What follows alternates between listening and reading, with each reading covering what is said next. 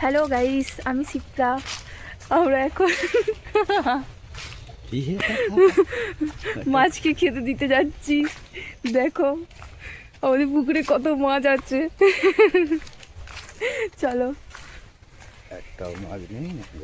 তুমি করো hello guys, করো হ্যালো গাইস। Hello guys.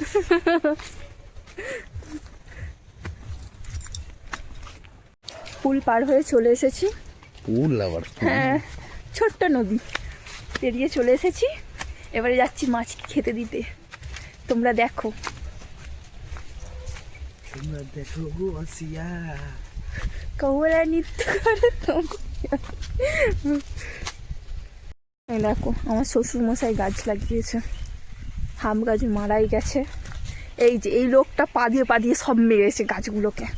এই লোকটার দোষ সব।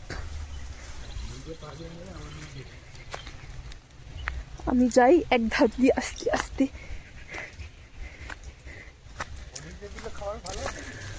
হ্যাঁ,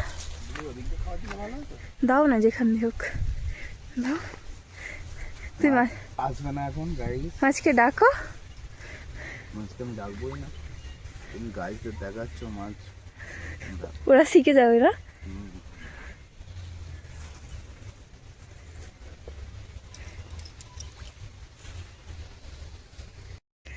গাইস কখন থেকে দাঁড়িয়েই আছি, মাছ আর আসছে না। মনে হয় সব মাছগুলো কেউ চুরি করে নিয়েছে। শীতের সময় তো মাছ একটু লেটে আসবে। কি ঠান্ডা, এদিকে খুব হাওয়া দিচ্ছে। দেখো দেখো, বাগানে এসেছি, কি ঠান্ডা। এই যে ইনি একটা জ্যাকেট পরে চলে এসেছে আর বউকে একটা পাতলা চাদর গায়ে দিয়েছে। ফাইনালি গাইস একটা দুটো করে মাছ দেখতে পাচ্ছি। তো দেখি ওরা আসুক। দেখো তোমরাও দেখো, দেখতে পাচ্ছ কিনা জানি না।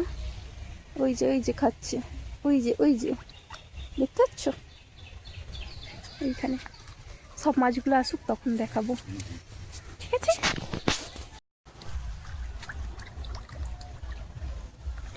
বেশ মাছ কিলবিল করবে, কিলবিল করবে, এই লাগবে দেখতে।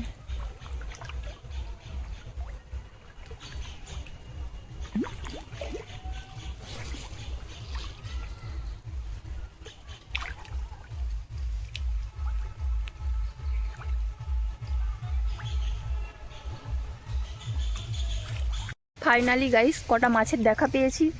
আমার বরমশাই এখন খেতে দিচ্ছে মাছগুলোকে। হ্যাঁ, ঠান্ডার সময় বলে মাছ বেরোচ্ছে না বলো। দেখো দেখো মাছ, এই কটাই মাছ মাত্র, আর মাছ নেই।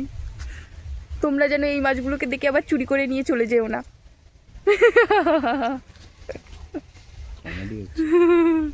কমেডি হচ্ছে না, কিন্তু এমনিই বলছি। চলো টাটা।